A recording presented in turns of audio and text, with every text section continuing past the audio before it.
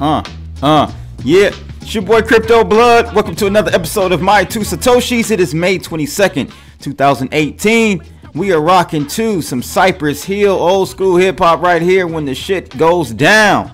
Love this track right here. Thanks to my man Jason Hodl. He actually sent me a few tees about a week and a half or so ago. He's got some merchandise that he's selling. I think it's called Hodl. I wore one of them one day last week, but he's got a nice product, man. He sent me a few items a few weeks ago. I wore one, like I said, and I will be wearing the other ones in the coming weeks. But again, shout out to my man Jason Hodl for the song request. What's good, people? Happy Bitcoin Pizza Day. For those that don't know, today marks, I think, 8 years from the date of when that infamous Bitcoin transaction of 2 pizzas were purchased for, I believe, 10,000 Bitcoin. That's a lot of money today. We'll get into that. Also, I want to give you guys an update on what Bianance has done. They have launched the Trust USD, which is another Tether token, competitor to the USDT. Trust USD was created and launched about a month and a half ago in March sometime by a company called Trust Token. And we're going to go over the details with that. I know some of you don't really particularly like stable tokens is what they call them, but they're very important and integral for a market to function properly. You have to have some type of mechanism where you can get in and out, and it creates liquidity against the actual pairs that you're trading, the cryptocurrency pairs and tokens that you're trading. So stable coins are very important for those who may be against them. Believe me, market theory, you got to understand that is important. Honestly, I wouldn't be surprised if one day all of you talking about Litecoin being the cryptocurrency that everyone uses, or Bitcoin Cash, and all these different cryptocurrencies we're envisioning as being used for day-to-day transactions. It's probably going to be maybe not Trust Coin or the Tether, the USDT, but something similar to that will be used as day-to-day payments network or remittance for in the cryptocurrency world. I think that's more of a realistic avenue for day-to-day purchases, where we know it will be this price, pretty much a stable price from day to day, and we can invest in the different cryptocurrencies as we see fit. If that is the case, that spells a lot of trouble for many of these tokens that we are looking to be the replacement for fiat currency. I don't think it's going to happen. You need a currency like a stable token where there's an infinite supply to keep price stability for your merchant. That's my theory. I think that's what's going to end up happening. A lot of these cryptocurrencies will go away. You will maybe have one or two, and then a few of the anonymous tokens will be around for people that want to transact anonymously.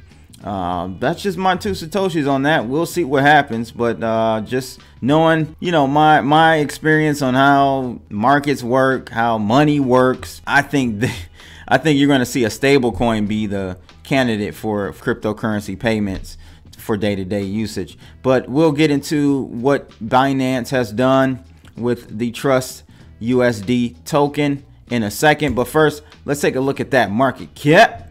We're currently at, I'm going to do a refresh really quickly because I'm not sure if that's the most current one, and it looks like it is. We're currently at $372 billion market cap. Man, tomorrow's the day we will know who wins. I think we're definitely going to have a winner. Don't see anything happening in the next day that will push us above 400 billion. Overall, kind of a red day. Again, the slump continues. I think buying pressure will come in at some point in the near future, just because all the sellers would have sold, and eventually we will have some buyers come in and pick up and start us on the move up again. But overall, kind of red, people, kind of red. 24-hour for most of these tokens looking red, and 7-day is definitely still looking pretty bad. Bitcoin got smacked. It's down 22% over the last week. And let's just quickly look at the top ones. Where are Satoshi? Where are Satoshi? Okay, that's this coin or token is up 1400% over 7 days. Looks like it's probably a pump. 24-hour volume is very, very low, $51,000. So a lot of looks like low vol coins are constituting the top gainers for the week. And then let's look at 24-hour. Top gainers for 24 hours is ERC20. Oh my God. All right. So it's up 190%. Volume for today, $819. All righty. So yeah, a lot of pumpers here. Nothing major that I can see that's up significantly as of now. On to the actual article for today. As I've stated, it is pizza day.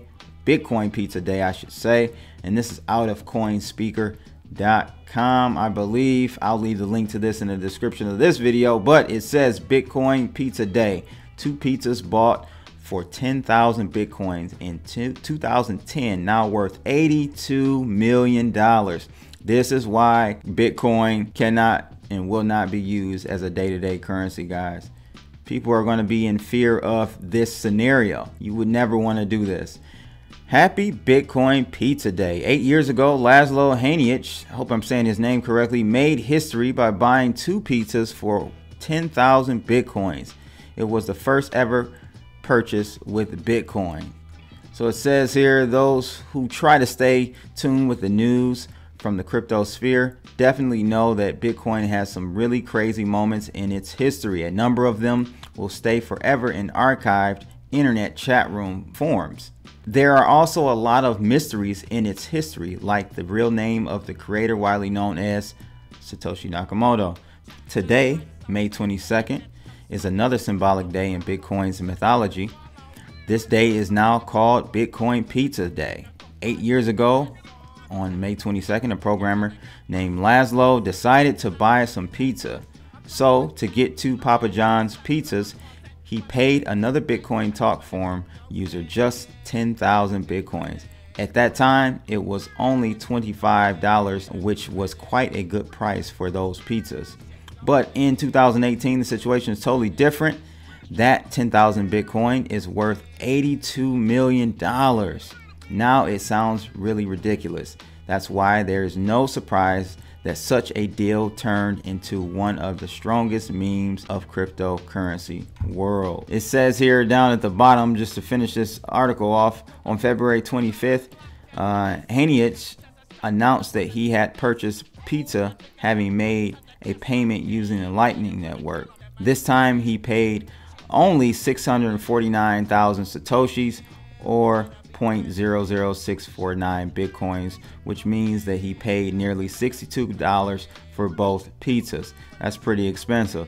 Now in 10 more years, that $62 will be probably like $6,200. But there you have it. Happy Bitcoin Pizza Day for you guys. Just wanted to send you that little tidbit. The other article, more serious note, True USD, or they call it TUSD, officially launches on Binance with increased supply. So it says here, True USD kept its dollar peg, only rising slightly to $1.02 at the launch of its official trading on Binance. At one point, the asset spiked to 110, but quickly corrected its position. This time the spike was much lower, while a few days ago the price of TUSD was distorted by bots to as high as $1.30. True USD volumes have risen to around 12 million in 24 hours. At the launch of Binance trading, the asset also saw its supply increase to more than 18 million tokens, a significant growth in the past month, given that True USD launched with around 4 million tokens. And it just kind of goes over that. It says here, True USD trading is yet to take off, and so far daily volumes are lower than the total supply. As for Tethers, their share of crypto trading is stabilized at 15%, and the total supply is trading more than once every 24 hours. True USD tokens are only generated when users buy new ones with cash through the app, although sometimes purchases are put in batches. So there you have it with that stablecoin update on Binance. It's good to see competition in the space as far as when I'm talking about Tether's USDT and True Tokens TUSD. May the best man win. And looks like with True Tokens coin, there's a little bit more control over the supply because each individual purchasing has to go through KYC, so you kind of have an understanding of what's going on. But we'll see. You guys got to let me know, what do you think about stable coins? As I said at the beginning of the video, they are very, very vital to a healthy market, and one day I think we'll see stable coins being used to purchase your everyday items. That's pretty much it for today though, people. Make sure you guys like and subscribe. I'm gonna rock out to this Cypress Hill for the rest of the day. Holla! Yeah.